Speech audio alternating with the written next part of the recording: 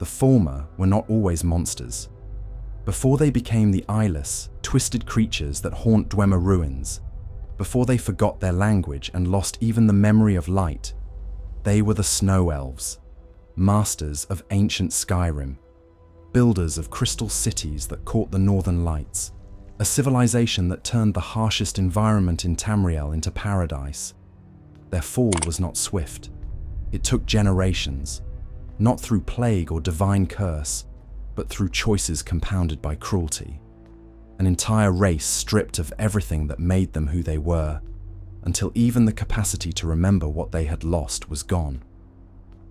The transformation began in the Merethic era, when Skyrim belonged entirely to the Snow Elves, and no human had yet walked its frozen shores. The Falmer, simply snowfolk in their own tongue, had built an empire that integrated so perfectly with the landscape that ice and architecture became indistinguishable. They worshipped Oriel, god of light, and designed their entire culture around the interplay of illumination and winter. Then came refugees from across the sea, Atmarans fleeing their dying homeland, seeking sanctuary. The Snow Elves saw threat instead of need, primitives who might spread, who might multiply, who might eventually challenge Snow Elf dominance. The Night of Tears followed, a massacre meant to eliminate the problem before it became serious. Nearly every human in Sarthal died. The Snow Elves believed they had solved their issue. Ysgramor survived. He returned with 500 warriors seeking not victory, but extinction. Every Snow Elf city found was destroyed. Every Snow Elf court was killed. Within generations, the surface belonged to humans. The Snow Elves were refugees in their own land. Some fled to the Dwemer. The Deep Folk offered protection, sanctuary underground, safe from Nordic blades. The Snow Elves accepted. The Dwemer demanded a special diet, fungi from the deep places, necessary for underground life. The Snow Elves ate what they were given. The fungi contained poison that blinded slowly, over generations. By the time they realized, it was too late. The Dwemer had not offered sanctuary. They had acquired slaves. Thousands of years passed. Culture died, language degraded, memory faded. Then the Dwemer vanished in an instant, leaving their blind slaves free but too damaged to appreciate freedom. The creatures that remained became the Falmer. Not Snow Elves pretending to be monsters, but beings who had forgotten they were ever anything else. This is the story of how beauty becomes horror, how civilization becomes savagery, how an entire people can forget themselves so completely that even the knowledge of forgetting is lost. Skyrim in the early Merethic era was colder than the frozen province familiar to 4th era travelers. The glaciers extended farther south, the winters lasted longer, the summers barely qualified as thaw.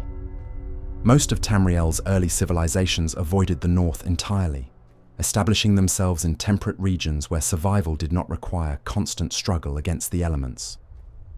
The Snow Elves chose differently. They were among the first Aldmeri groups to leave Old Aldmeris, setting course for Tamriel's frozen reaches, while their cousins claimed more hospitable territories. Why they selected Skyrim remains debated. Some scholars suggest religious visions drew them north. Others argue they simply arrived first and claimed what they found. The most practical explanation is that the Snow Elves genuinely preferred cold, found beauty in ice and snow, and built their civilization specifically around winter's aesthetic possibilities. Whatever drew them, they created something magnificent. Their cities incorporated ice as permanent architectural material, not conventional ice that melted with seasons, but ice maintained through magical techniques that prevented thaw regardless of temperature. Towers rose from glaciers, their crystalline structures refracting sunlight into cascading rainbows across frozen plains. Bridges spanned chasms with spans so delicate they appeared ready to shatter, yet strong enough to carry entire processions. Buildings were carved from white stone and living ice, shaped with precision that suggested tools and methods unknown to later ages.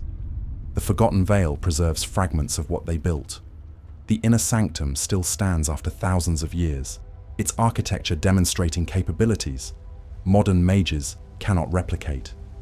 Load-bearing ice columns, crystal carved with molecular precision, way shrines positioned with mathematical exactness to catch light at specific times, creating moments of transcendent beauty that marked spiritual milestones for pilgrims traveling sacred routes.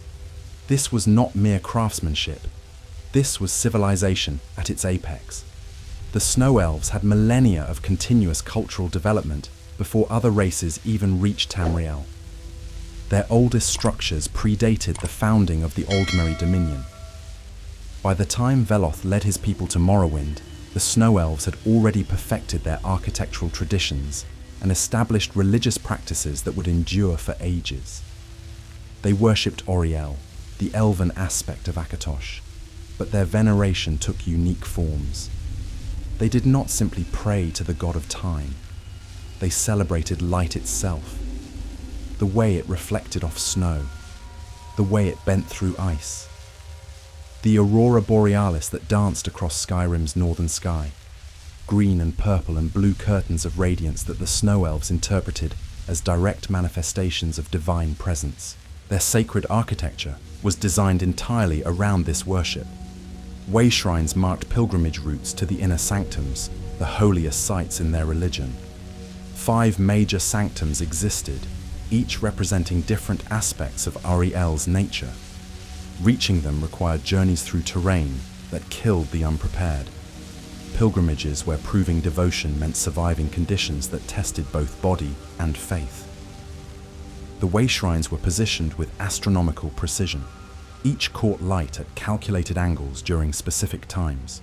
Pilgrims following prescribed routes experienced carefully orchestrated moments of beauty. Sunlight through ice creating particular patterns, stars aligning with architectural features, aurora framing sacred spaces in exact configurations. The entire landscape of northern Skyrim functioned as a religious calendar, where light itself marked spiritual progress. Their military consisted primarily of knight paladins. These were not simple warriors. They represented the pinnacle of Snow Elf achievement, individuals who had proven themselves through martial skill and spiritual devotion equally. They defended sacred sites while maintaining rigorous religious discipline. The arch-curate who led their chantry wielded authority second only to Snow Elf rulers, and in spiritual matters perhaps exceeded it. Knight paladins wore armor that incorporated their ice-working techniques, creating protection that was both functional and beautiful. They carried weapons blessed through ceremonies that bound divine power to physical form. They could fight when necessary, but their primary function was ceremonial, guardians of tradition more than instruments of war. For thousands of years, the Snow Elves existed in relative isolation. They had minimal contact with other Merethic races. Geography separated them from their Altmer, Bosmer, and Dunmer cousins. They knew of the Dwemer, the Deep Elves who built vast cities beneath Skyrim's mountains, and maintained cautious relations with these subterranean neighbors. The two races traded occasionally, exchanged scholarly correspondence, and generally avoided interference in each other's affairs. Neither could predict this relationship would eventually doom the Snow Elves entirely. Snow Elf culture celebrated winter in all its manifestations. They held festivals timed to the longest night. They performed ceremonies during blizzards, when visibility dropped to nothing, and the world became only wind and driving snow. During these ceremonies, mages shaped falling snow into temporary sculptures, art deliberately created to vanish, beauty that existed for moments and then was gone. This understanding of impermanence permeated their philosophy. They saw winter as metaphor for existence itself, beautiful but harsh, demanding but rewarding, temporary but recurring. Snow fell, created patterns of stunning complexity, then melted when spring came. But winter always returned. The cycle was eternal even if individual manifestations were not. Their magic was tied intrinsically to environment. A Snow Elf mage in Skyrim commanded tremendous power, shaping ice and snow with thought, summoning blizzards, freezing water instantly, creating walls strong enough to stop armies. That same mage transported to warmer climates would find abilities significantly diminished. The power came from Skyrim itself, from frozen earth and ice-choked sky. This created fundamental connection between people and place. The Snow Elves were not simply inhabitants of Skyrim, they were part of it. Their identity was inseparable from the frozen north. They could not have been Snow Elves anywhere else, and they knew it. Fragmentary texts recovered from ancient sites show clear awareness of this unique relationship. They called themselves Princes of the North, not claiming rulership over others, but stating belonging. They were nobility of winter, beings shaped by and belonging to frozen reaches. The title was about identity, not power. There, society showed sophisticated organization. Different groups controlled different territories while maintaining cultural unity. They shared language, religion, artistic traditions. Whether this unity came from strong central authority or such complete cultural cohesion that centralization was unnecessary remains unclear. Either way, the Snow Elves maintained civilization remarkable for its coherence across vast geographic distances. They had art forms requiring generations to master. Ice sculpture demanding not just technical skill, but deep understanding of light and crystalline structure. Musical traditions built around instruments that only existed in permanent winter. Ceremonial dances performed on frozen lakes where ice itself became part of performance, cracking and shifting in rhythm with dancers' movements. They had philosophical traditions exploring permanence and change, light and darkness, individual consciousness and collective identity. Some survived in fragmentary texts, hidden in the forgotten veil, suggesting Snow Elf thinkers grappled with questions as sophisticated as any posed by Altmer philosophers or Sigic sages. They had everything defining great civilization: beauty, power, culture, tradition, time, thousands of years of uninterrupted development, no major wars, no catastrophic plagues, no divine interventions or Daedric invasions, just steady cultural elaboration, generation after generation, building on what came before. This security bred isolation. The Snow Elves had little reason to expect change. They were undisputed masters of Tamriel's harshest environment. No one else wanted frozen Skyrim. No one else could survive it the way they did. Their cities were beautiful. Their culture was rich. Their power was unquestioned. A Snow Elf child born in that golden age would grow learning old stories and sacred texts, would make pilgrimages to way shrines, and perhaps eventually to an inner sanctum, would master ice magic or craftsmanship or scholarly pursuits, would raise children who would do the same, generation after generation, patterns repeating, culture perpetuating itself, seemingly eternal as the winter defining it. They believed it would last forever. Then refugees arrived from across the sea. Humans, Atmarans fleeing their dying homeland, desperate for anywhere to start over. They landed on Skyrim's northern coast in crude ships, ill-equipped for climate, dying in significant numbers from mere exposure. The Snow Elves watched these primitives struggle, watched them build crude shelters, watched them hunt with simple weapons, watched them die from cold and starvation and the thousand dangers Skyrim presented to the unprepared. The Snow Elves had a choice. These humans were refugees, desperate, no immediate threat. The charitable response would be aid, food, shelter, perhaps knowledge of how to survive the frozen north. The Snow Elves chose violence instead. The Atmarans called their first settlement Sarthal, a collection of wooden structures on Skyrim's northern coast, crude by Snow Elf standards, but representing everything the refugees had managed to build in hostile new land. They numbered perhaps a few thousand.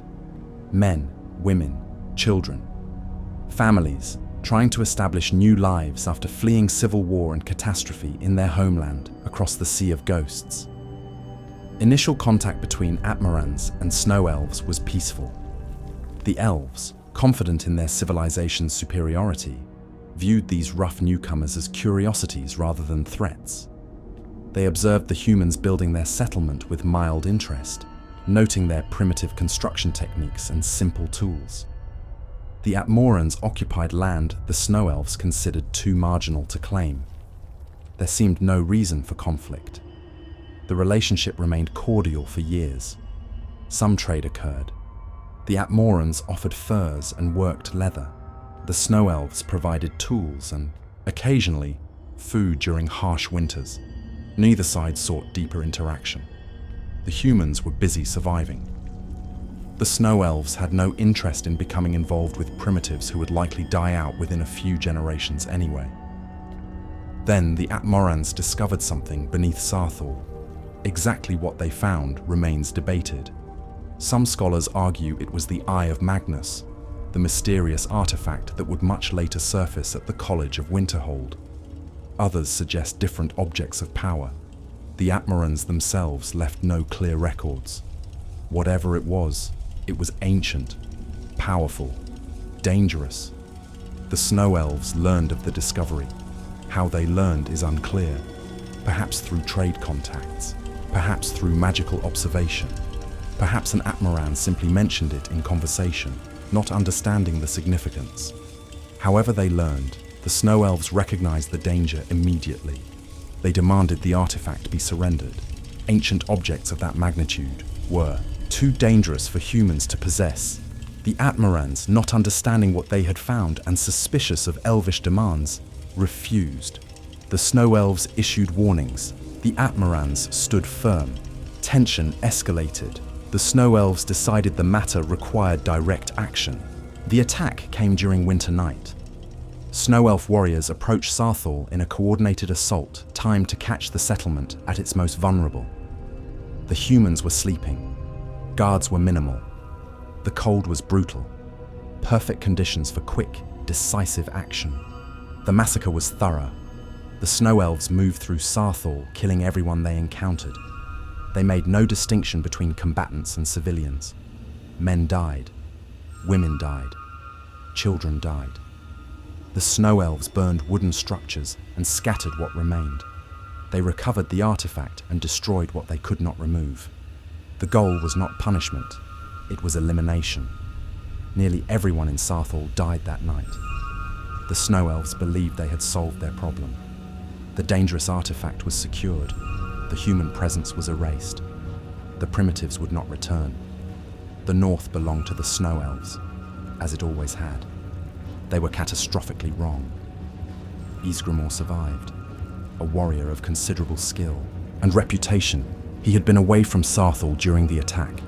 He returned to find his home destroyed, his people massacred, his family dead.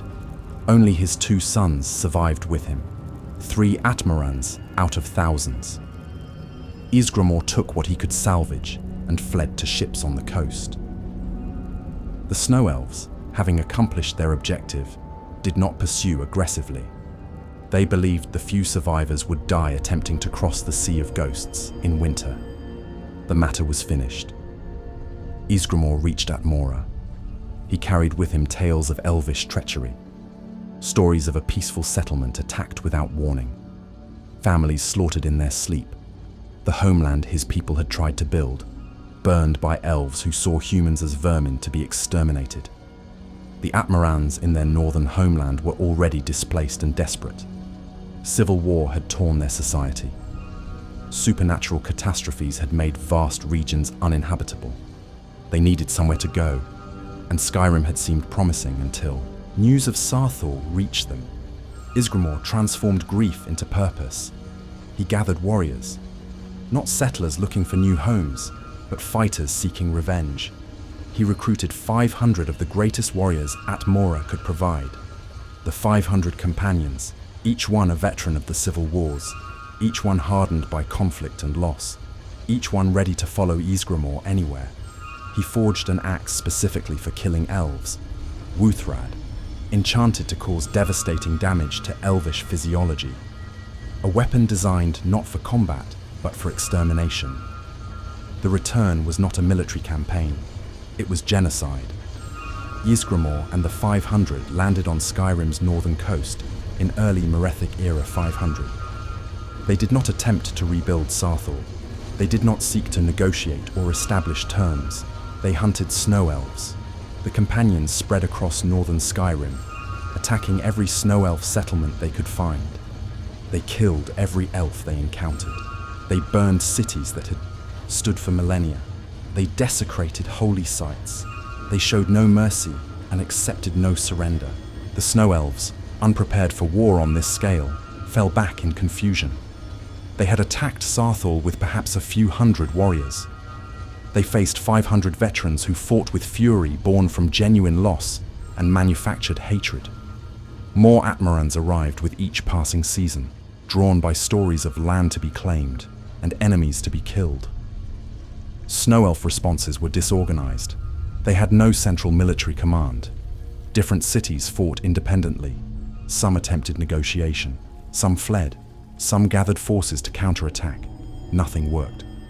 The Nords, as the Atmarans were beginning to call themselves, had momentum, numbers, and rage. The first Snow Elf cities fell within months. Populations that had existed for ages were scattered or destroyed. Libraries containing knowledge accumulated over thousands of years burned. The Nords cared nothing for preservation.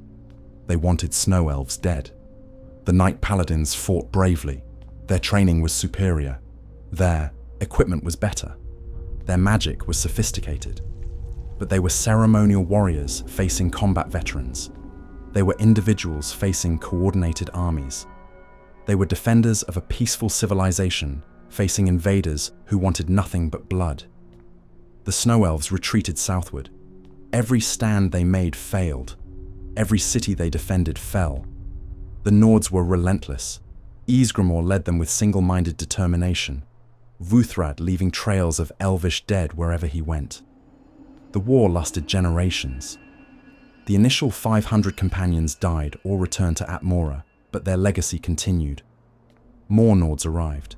They established permanent settlements in conquered territory. They raised children who knew nothing but war against elves. The conflict became self-perpetuating. The Snow Elves tried everything. They ambushed Nordic patrols. They used weather magic to create blizzards that trapped enemies. They retreated to defensible positions and held out for seasons. Nothing stopped the advance.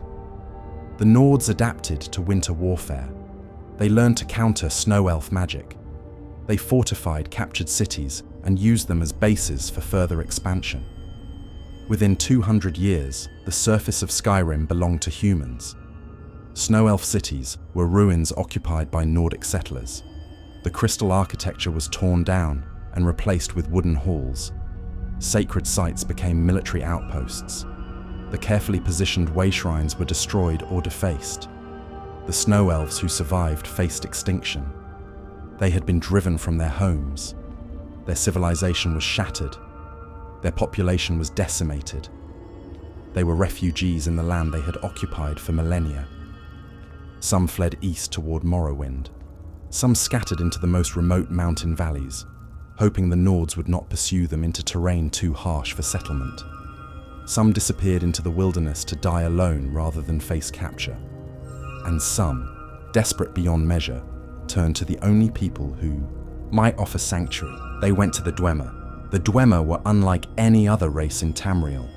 The Deep Folk, the Dwarves as the Nords called them, a name that stuck despite the Dwemer being no shorter than other Mer. They had built vast cities beneath Skyrim's mountains, underground metropolises featuring technology and architecture that surpassed anything on the surface.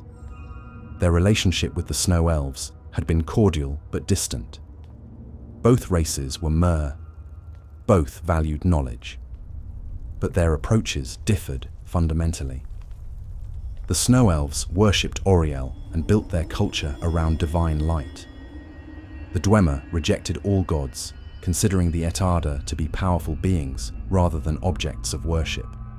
They pursued understanding through logic and engineering rather than faith and ceremony. Trade had occurred between the two civilizations, exchange of goods, occasional scholarly correspondence, but minimal, deeper interaction. The Snow Elves lived on the surface, building with ice and light. The Dwemer lived underground, building with stone and steam. They occupied the same geographic region while existing in separate worlds.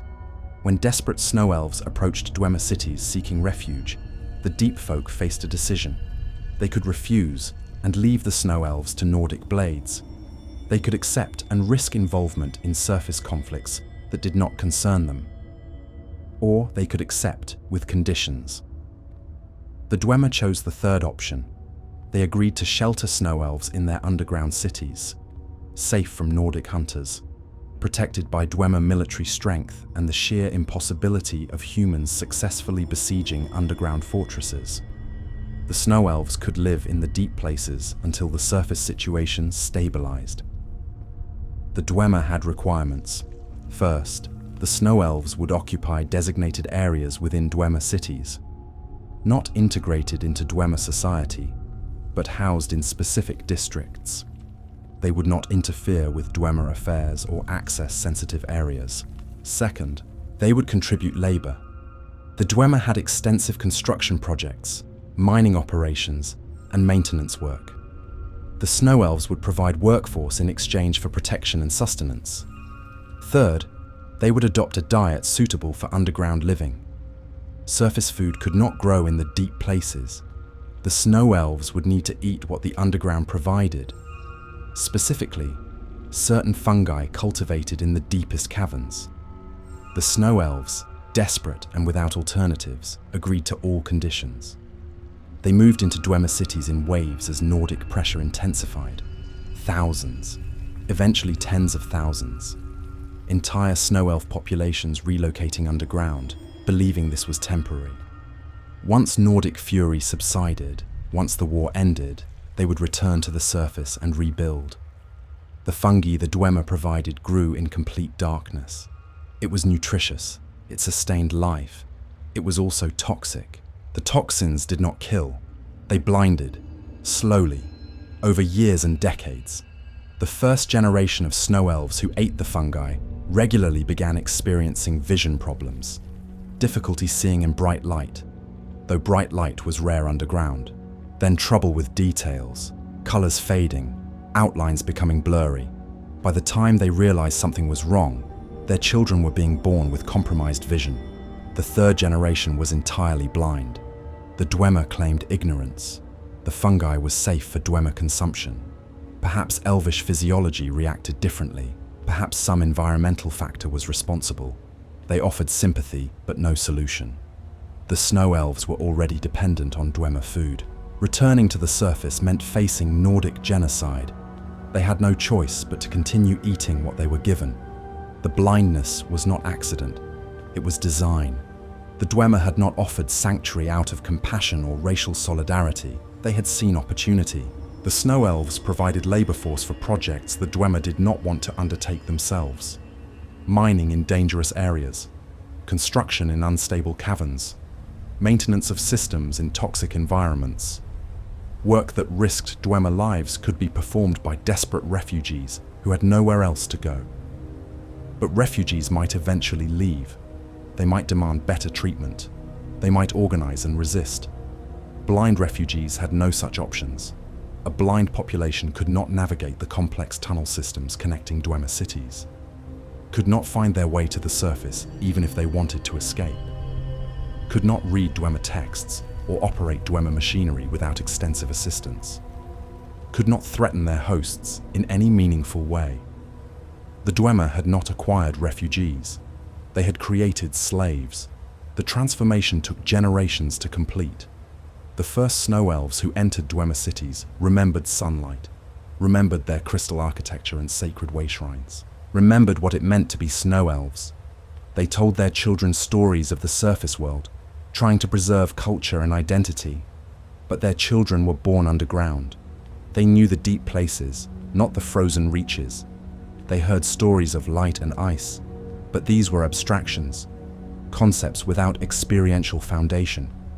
They were going blind, which made visual descriptions increasingly meaningless. The third generation was born into darkness. They had never seen anything. Their parents' stories were mythology, beautiful language describing incomprehensible things. The fourth generation barely remembered the stories at all. The Dwemer systematically separated Snow Elves from their heritage. They forbade religious ceremonies, claiming Oriel worship disturbed Dwemer work. They confiscated texts and artifacts from the surface, arguing these took up space needed for practical purposes. They separated families, assigning individuals to different work crews that rarely interacted. The Snow Elf language began degrading. Underground, surrounded by Dwemer who spoke their own tongue, without written texts to preserve proper forms, linguistic drift accelerated. Within a few generations, Snow Elves spoke a pidgin, mixing their ancestral language with Dwemer words and simplified grammar. Another few generations, and the original language was gone entirely. Cultural practices disappeared. Without sight, ceremonial dances could not be performed. Without access to ice sculpture could not be practiced. Without starlight and aurora, religious observations tied to celestial phenomena lost all meaning. The Dwemer did not actively forbid these practices. They simply created conditions where maintaining them became impossible. The Dwemer used the Snow Elves for increasingly dangerous work, mining in caverns prone to collapse, harvesting fungi in areas with toxic spores, maintaining machinery with moving parts that crushed workers who made mistakes. The blind slaves could not see the dangers, making them expendable in ways sighted workers were not. Snow Elf population declined. Dangerous work killed many. Inadequate nutrition affected reproduction. Hopelessness led some to simply stop eating, choosing death over continued existence. The Dwemer did not care. More refugees kept arriving from the surface as Nordic conquest continued. The supply seemed endless. Physical changes accompanied the cultural death. Bodies adapted to lightless environments. Skin grew pale, then translucent. Eyes became vestigial, then atrophied entirely. Ears elongated to improve hearing in darkness. Posture changed as spines bent from constant labor in low-ceilinged tunnels. After enough generations, Snow Elves no longer resembled the beautiful race that had built crystal cities. The Dwemer called them Falmer, using the Snow Elves' own name for themselves, but now as designation for something else. Not snowfolk, not people of winter, just blind slaves who existed to serve Dwemer purposes. Some Snow Elves resisted. Small rebellions occurred. Sabotage of Dwemer machinery, refusal to work, attempts to organize collective action. The Dwemer crushed these efforts efficiently.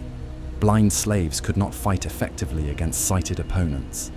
Leaders were identified and eliminated. Groups were dispersed. Lessons were taught through examples brutal enough to discourage future attempts. The arrangement continued for thousands of years. Dwemer civilization flourished, built partly on labor extracted from enslaved Snow Elves. The Falmer existed in darkness, generation after generation, until even the oldest stories about surface life faded into myth, then into nothing. Then in First Era 700, the Dwemer vanished. Every member of their race simply ceased to exist. In a single instant, across all of Nirn, the Dwemer were gone. Their cities remained. Their machinery kept operating. But the deep folk themselves had disappeared completely. The Falmer were suddenly free. Or as free as blind, broken creatures could be in vast underground complexes they could barely navigate. Freedom without sight, without knowledge, without culture, without any memory of having been anything other than what the Dwemer had made them. They inherited their oppressors' cities and had no idea what to do with them. Cultural death is not instantaneous. It happens in stages, across generations, each one losing a little more until finally there is nothing left to lose. The first generation of Snow Elves in Dwemer cities remembered everything. They remembered sunlight on snow, the aurora borealis dancing across the northern sky, the crystal cities and sacred way shrines, the ceremonies honoring Ori-El, the feel of ice shaped by magic into permanent architecture. They remembered being Snow Elves, and they tried desperately to pass that knowledge to their children. But how do you teach someone about color when they will never see? How do you explain light to beings born in darkness? The first generation described beauty they had witnessed, but their children heard only words without reference, abstract concepts that meant nothing. The second generation learned the stories, but could not internalize them. They knew their parents spoke of something called sky, something called stars, something called the aurora. They knew these things were supposed to be beautiful, but beautiful how? In what way? The stories became increasingly hollow, descriptions of experiences impossible to imagine. Language requires shared experience to maintain meaning. When experience diverges too far from the words describing it, language fails. The Snow Elf terms for color lost precision, then lost meaning entirely. Why maintain words for shades of blue and green when everyone has been blind from birth? The vocabulary contracted, simplified, became adequate for underground existence, but inadequate for preserving surface culture. The third generation heard fragments. Grandmother had seen something called light.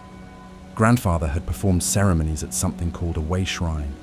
But what these things actually were, no one could say anymore. The stories were just stories, mythology, perhaps not even true, perhaps invented by elders trying to make sense of their suffering by imagining a better past that never existed. The fourth generation heard nothing. The first and second generations were dead. The third generation barely remembered the stories and saw no point in repeating them. The past was gone. The present was darkness and labor. The future would be the same. There was nothing else. The Dwemer accelerated the forgetting. They separated Snow Elf children from parents at young ages, claiming this was necessary for proper work assignment. Children raised in creches had no exposure to parental storytelling. They learned Dwemer language, Dwemer customs, Dwemer ways of thinking. Their own heritage became invisible to them because no one ever mentioned it. Religious practice died completely. Without sight, the light-based ceremonies that had defined Snow Elf worship became impossible. Without access to sacred sites, pilgrimages could not occur. Without texts, prayers were forgotten. Within a few generations, Oriel was a name without meaning. Within a few more, the name itself was lost. The Snow Elves had possessed written language, beautiful script designed as much for aesthetic pleasure as communication. But blind people cannot read written text. The texts that refugees had brought underground became useless artifacts. The Dwemer confiscated them, claiming they took up space. Some were destroyed. Some were archived in Dwemer libraries, preserved as curiosities. The Snow Elves never saw them again. Oral tradition should have preserved something. Humans maintained elaborate oral histories for millennia before developing writing. But oral tradition requires deliberate transmission. Stories must be told repeatedly, memorized carefully, passed from generation to generation with attention to preservation. The Dwemer prevented this. They scattered Snow Elf populations. They forbade gatherings. They punished anyone caught teaching children stories about the surface. Art forms died. Ice sculpture required ice, which did not exist underground. Music required instruments, which were confiscated. Dance required space and coordination, which blind slaves performing dangerous labor did not have. Within generations, every artistic tradition the Snow Elves had developed over millennia was extinct. Philosophy died. The Snow Elf contemplation of permanence and change, of light and darkness, of individual and collective identity, all of it required leisure and education. Slaves worked until exhaustion. They had no time for philosophy. They had no teachers to guide inquiry. Complex thought atrophied from disuse until even the capacity for it was diminished. Social structures collapsed. The Knight Paladins were gone, killed in the wars or dead from old age underground. The arch-curates who had led religious life were gone. The scholars and artists and architects were gone. What remained were laborers, blind, exhausted, ignorant laborers who knew nothing except the work the Dwemer assigned them. Family bonds weakened. The Dwemer's practice of separating children from parents disrupted generational transmission of any kind. Parents who never saw their children after infancy could not teach them anything. Children raised by Dwemer overseers learned only what the Dwemer wanted them to know. Names changed. Snow Elf names had meaning in their language, reflecting family history or personal characteristics or spiritual aspirations. As the language degraded, the meanings were lost.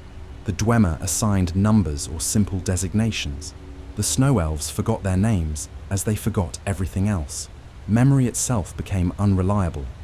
Later generations of Falmer showed cognitive changes suggesting the blindness and malnutrition affected brain development. Problem-solving abilities declined. Abstract reasoning diminished. Language processing became more primitive. Whether this was genetic adaptation to their environment or simply the result of generations without education is unclear. Either way, the capacity to remember complex information decreased over time. The few Snow Elves who tried to preserve their heritage faced impossible obstacles. How do you maintain written tradition when everyone is blind? How do you perform ceremonies when the materials and spaces required do not exist? How do you teach philosophy when people are too exhausted to listen and too damaged to understand? Some tried carving symbols into stone, hoping future generations might develop some way to read them. The Dwemer found these carvings and destroyed them, punishing the carvers. Some tried singing the old songs quietly when overseers were not listening. The songs degraded over repetitions, each generation losing more until only fragments remained, then nothing. By the time the Dwemer vanished in First Era 700, the Snow Elves were extinct. Not physically, their bodies still existed, transformed into something new, but culturally, utterly gone. The beings that remained had no memory of crystal cities, no knowledge of Oriel, no understanding that they had ever been anything other than blind creatures in darkness. The Falmer that inherited the Dwemer cities were not Snow Elves who had forgotten their past. They were a new people who had never known anything else. The transformation was complete. Cultural extinction so thorough that even the knowledge of loss was lost. When the Dwemer disappeared, the Falmer gained freedom they could not use, an inheritance they could not comprehend. They had no memories of being enslaved because they had no memories of anything before enslavement. This was all they had ever known. The forgetting was total. The Snow Elves were gone as completely as if they had never existed. And the creatures that remained in the darkness had no idea what they had lost. First Era 700, the Battle of Red Mountain. Kagranak, chief tonal architect of the Dwemer, activated his tools in a desperate attempt to tap into the power of Lorkhan's heart.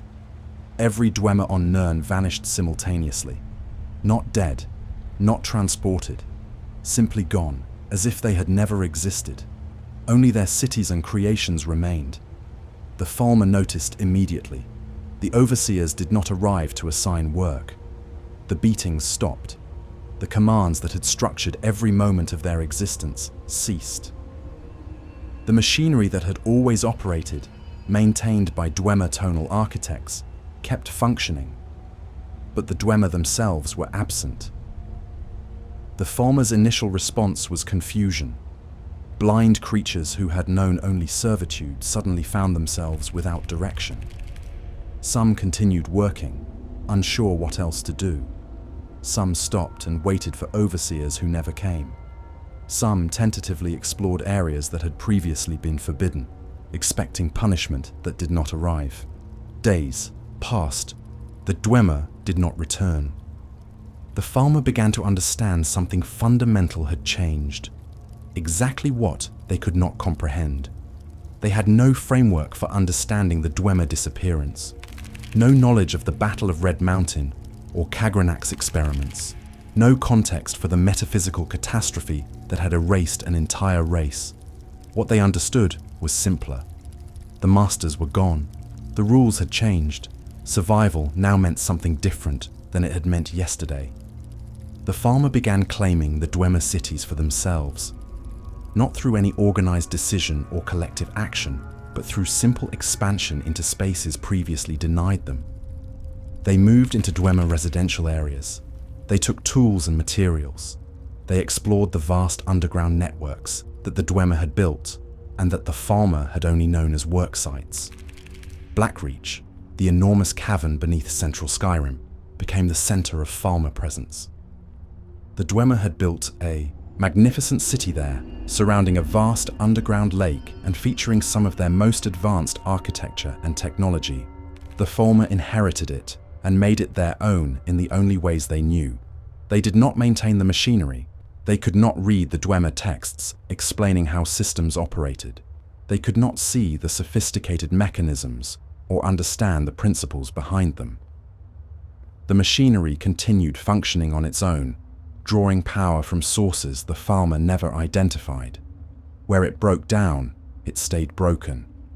Where it continued working, the Falmer simply accepted it. They established nesting areas in what had been Dwemer residential districts. They used what they could understand: doors, containers, spaces for sleeping, and ignored what they could not.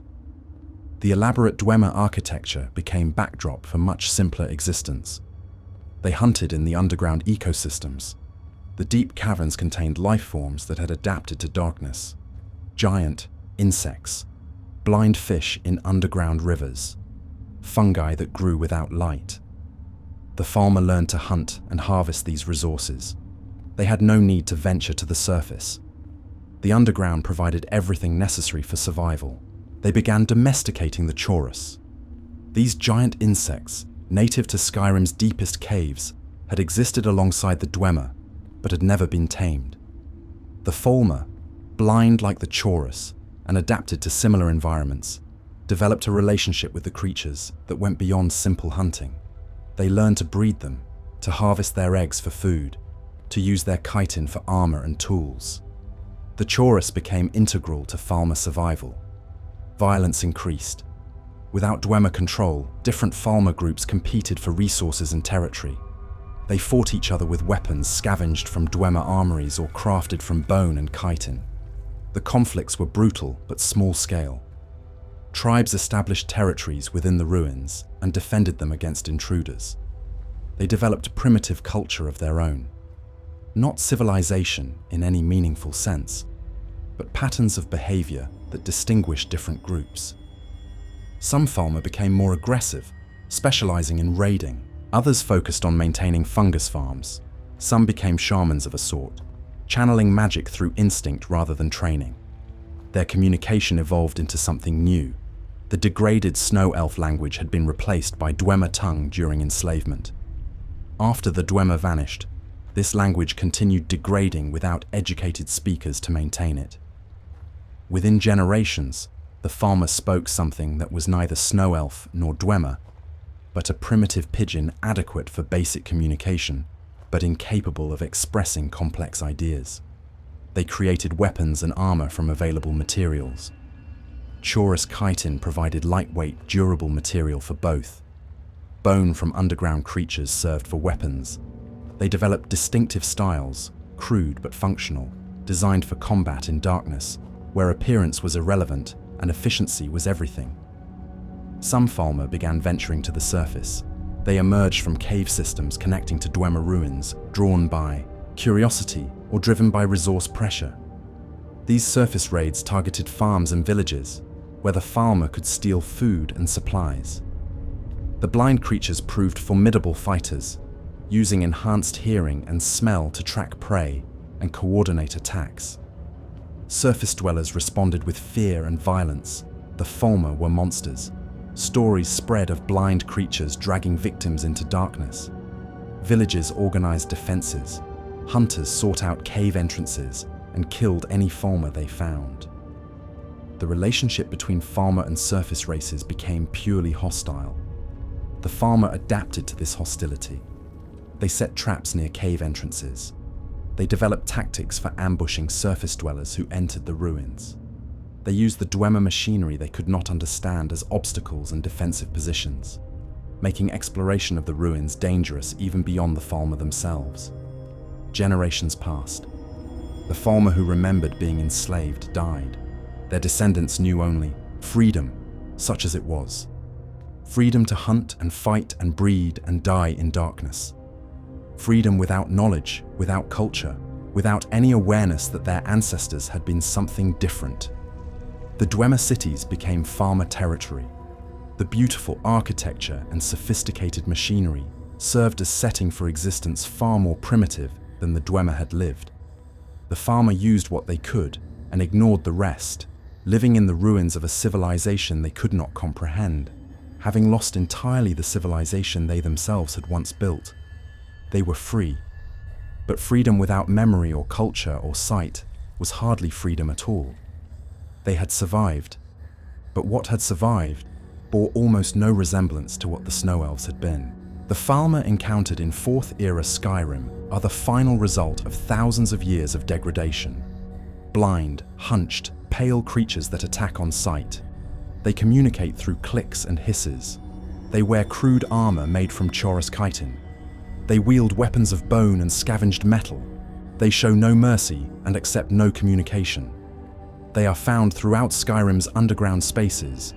Any Dwemer ruin likely contains Falmer. Any deep cave system might connect to their territory. They have spread wherever the underground networks extend, establishing presence in locations far from their original Dwemer-era confinement. Their social structure is primitive but functional. Tribes are led by the strongest individuals. Shamans practice crude magic, channeling frost and poison through instinct. Warriors coordinate attacks with tactical awareness that surprises those expecting mindless savages. They protect their young and maintain their settlements. They are not sophisticated, but they are not mindless either. The Chorus relationship defines modern Falmer existence. They breed the giant insects in pens, harvest eggs for food, use chitin for armor and weapons, deploy them in combat. The symbiosis is complete. Falmer and Chorus depend on each other for survival. They raid the surface occasionally, emerging from caves to attack farms and travelers. They take prisoners sometimes, dragging victims underground for purposes surface dwellers prefer not to imagine. These raids reinforce their reputation as monsters. No one attempts communication. No one seeks peaceful contact. The relationship between Falmer and surface races is pure hostility. Surface dwellers kill Falmer without hesitation or guilt. They are vermin, dangerous creatures that need to be exterminated for safety. Adventurers exploring Dwemer ruins expect combat and bring weapons specifically for killing Falmer. The ethical questions about what the Falmer once were rarely arise. The Falmer show no interest in their own history. They live in Dwemer ruins, surrounded by evidence of both Dwemer and Snow Elf civilizations, ancient texts, architectural marvels, sacred artifacts. They ignore all of it. They nest in what were once great halls. They use sophisticated machinery as obstacles without understanding its purpose. They are completely disconnected from any past beyond immediate survival. Their language is unintelligible to scholars who have studied both ancient Snow Elf and Dwemer tongues. It shares no meaningful structure with either. Whatever they speak now evolved independently over millennia of isolation, adequate for basic communication but incapable of expressing complex thought. Some scholars argue the Falmer might eventually evolve back towards civilization. Given enough time, enough generations, perhaps they could develop culture again. But there is no evidence supporting this hope. Thousands of years have passed since the Dwemer vanished. The Falmer have remained, primitive throughout. Nothing suggests change is coming. Not all Snow Elves fled to the Dwemer. Some chose different paths when Nordic conquest made surface life impossible. A small group retreated to the Forgotten Vale, a hidden valley high in the mountains accessible only through treacherous caverns. They believed isolation would preserve them where resistance had failed. The Chantry of Auriel maintained its presence in the Forgotten Vale. This was their most sacred site, location of the inner sanctum, where the holiest ceremonies occurred. The Snow Elves who sought refuge there were the most devout, those who believed faith would sustain them through catastrophe. Knight Paladin Gelebor was among them. He had served the Chantry for centuries before the Nordic invasion. He remained after, maintaining the sacred sites and protecting the remaining faithful. His brother Vertha served as Arch-Curate, the highest religious authority in Snow Elf culture. The Forgotten Vale population survived. They were isolated, but safe. The Nords never found them. The Dwemer never knew they existed. They preserved their culture, their language, their sight, their identity. They were Snow Elves, unchanged, continuing traditions thousands of years old. Then plague came, a disease that transformed the infected into vampires against their will. Werther contracted it. The arch-curate of Oriel became undead, his faith shattered. He blamed the god who had failed to protect him. His devotion transformed into hatred that would fester for thousands of years. The other Snow Elves in the Forgotten Vale died over time. Natural deaths, accidents. The population was too small to sustain itself. Gelebor watched his people dwindle until he was essentially alone. His brother remained, corrupted and consumed by plans for revenge against the god they had both once served. Gelebor continued his duties. He maintained the way shrines. He performed the ceremonies. He kept faith even when there was no one to share it with. For thousands of years, alone, he preserved what he could of Snow Elf culture. He knew what had happened to his people. He had heard rumors of Snow Elves seeking Dwemer protection. He had learned of their blinding and enslavement. He knew the Falmer in the ruins below were his people, transformed beyond recognition. He called them the betrayed and mourned what they had become. Gelebor represented everything the Snow Elves had been: beautiful, cultured, devoted, capable of sophisticated magic and complex thought. Standing in the Forgotten Vale, he was living proof that the transformation was not inevitable, that Snow Elves could survive unchanged if they avoided the Dwemer trap. But he was one individual. One Snow Elf did not make a civilization. His existence proved what was possible, but also highlighted what was lost. An entire race reduced to a single person, maintaining traditions for an audience that would never come. When the Dragonborn reached the Forgotten Vale during the events of the Dawnguard crisis, Gelebor had been alone for ages. The arrival of an outsider was the first meaningful contact he had experienced in millennia. He shared what he knew of Snow Elf history. He expressed his grief for the Falmer and his hope that they might someday recover. That hope seemed tragically naive. The Falmer had been degraded for 4,000 years. They had forgotten everything. Cultural extinction that complete could not be reversed. Even if their sight could be restored through magic, even if they could be educated and civilized again, they would not be Snow Elves. They would be something new, built on ruins of what was lost. Gelebor's testimony provided invaluable information about Snow Elf culture. He described their cities and ceremonies. He explained their worship and philosophy. He confirmed what scholars had suspected about the Dwemer betrayal. His words were the only surviving first-hand account of the civilization that had been destroyed. He also demonstrated the tragedy's depth. Here was a Snow Elf, unchanged, preserving traditions perfectly. And below him in the ruins, crawled creatures that shared his ancestry, but not his identity. The distance between Gelebor and the Falmer measured the complete extent of cultural death. Werther's fate illustrated a different response to catastrophe. The arch-curate spent thousands of years plotting revenge. He manipulated prophecy and engineered circumstances to acquire Oriel's bow, believing he could use it to harm the god who had abandoned him. His brilliant mind, corrupted by bitterness, turned entirely toward destruction. The Dragonborn's intervention ended Werther's plans. The corrupted arch-curate was destroyed. His elaborate revenge, millennia in planning, came to nothing. Gelebor was left truly alone then, his brother gone, his people gone. Only the way shrines and ceremonies remaining, maintained for no one. The Forgotten Vale stands as monument to what the Snow Elves achieved and what they lost. The architecture still functions. The way shrines still mark the sacred path. The inner sanctum still radiates the power it was designed to channel. All of it empty, all of it maintained by one person, for whom the ceremonies have become more obligation than joy. Gelebor will likely die alone. When he does, the last true memory of Snow Elf civilization dies with him. The Falmer will continue existing, but they will never know what they were.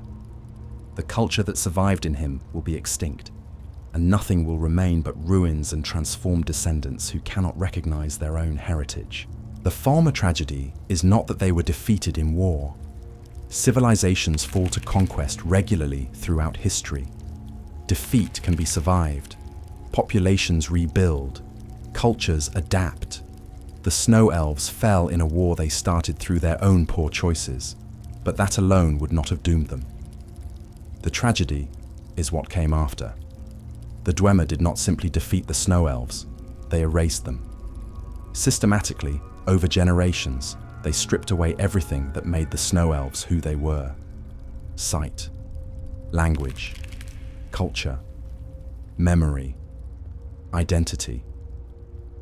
They transformed an entire civilization into something unrecognizable, and did it so gradually that by the time it was complete, no one remained who could remember what had been lost. This was not accident, this was design. The Dwemer engineered cultural extinction with the same precision they applied to their machinery. They calculated exactly how to break a people, how to make them useful, how to ensure they could never escape or resist or even remember they had once been something greater. The Snow Elves cooperated in their own destruction. They ate the fungi. They accepted the conditions. They worked for their masters. They did this because they had no alternatives, but cooperation was still required. The Dwemer could not have accomplished the transformation alone. They needed the Snow Elves to participate in their own degradation. The result was cultural death more complete than physical extinction. Physical death leaves artifacts, ruins, evidence. Cultural death leaves nothing but confusion. The Falmer in Skyrim's ruins have no idea they once built crystal cities. No comprehension that they worshipped Oriel. No awareness they had sophisticated art and music and philosophy. They lost the knowledge of loss itself. Gelebor proves the transformation was not inevitable. Snow Elves who avoided the Dwemer survived unchanged.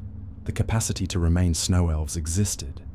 But most chose Dwemer protection over isolation. They chose wrong, and their descendants paid the price. Some scholars ask whether the Falmer could be saved, whether magic might restore their sight, whether education might teach them civilization, whether time might allow them to evolve back towards something recognizable. These questions miss the point. The Snow Elves are gone. What remains are Falmer. Restoring sight would not restore memory. Teaching language would not return lost culture. Even if the Falmer became civilized, they would not become Snow Elves. They would be something new. The ethical questions surrounding modern Falmer are complicated. They attack without provocation. They kill without mercy. They are dangerous. Surface dwellers who defend themselves against Falmer attacks are not committing murder. They are defending against genuine threats, but the Falmer are also victims. Everything they are resulted from atrocities committed against their ancestors. They did not choose to become monsters. That was chosen for them by the Dwemer. They are simultaneously threat and tragedy, perpetrators of violence and products of violence done to them. There is no resolution to the Falmer story, no redemption arc, no restoration, no justice. The Snow Elves were destroyed, the Dwemer disappeared before they could be held accountable, and the Falmer continue existing in darkness without understanding what they lost. The ruins remain. In the Forgotten Vale, the way shrines still stand. The inner sanctum still radiates power. The architecture still demonstrates capabilities. Modern civilizations cannot match. All of it empty. All of it testament to beauty that existed and was destroyed. Gelebor maintains the ceremonies, alone, for no one, because someone must remember, because letting the last traces fade would be final betrayal. He is the last Snow Elf, guardian of traditions that no one practices, keeper of faith that no one shares. When he dies, it ends. The knowledge dies with him. The Falmer will remain, but they will never know what they were. The transformation from snow princes to blind monsters will be complete and permanent. This is the story of the Falmer, from crystal cities under northern lights to crude nests in Dwemer ruins, from sophisticated civilization to primitive tribalism, From people who shaped ice into art to creatures who know only darkness and violence. Some transformations cannot be undone. Some damage cannot be repaired. Some knowledge, once lost, is lost forever. The Snow Elves proved that cultural death can be more thorough than physical death. That an entire people can forget themselves so completely that even the capacity to remember is gone. The Falmer in the ruins are not Snow Elves who forgot. They are something else entirely. What the Dwemer made them. What thousands of years in darkness shaped them into. They are the final product of calculated cruelty and desperate choices compounded across generations. They are blind, they are violent, they are tragic, and they have no idea that they were ever anything else.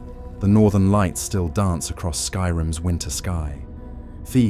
Snow still falls in patterns of stunning complexity.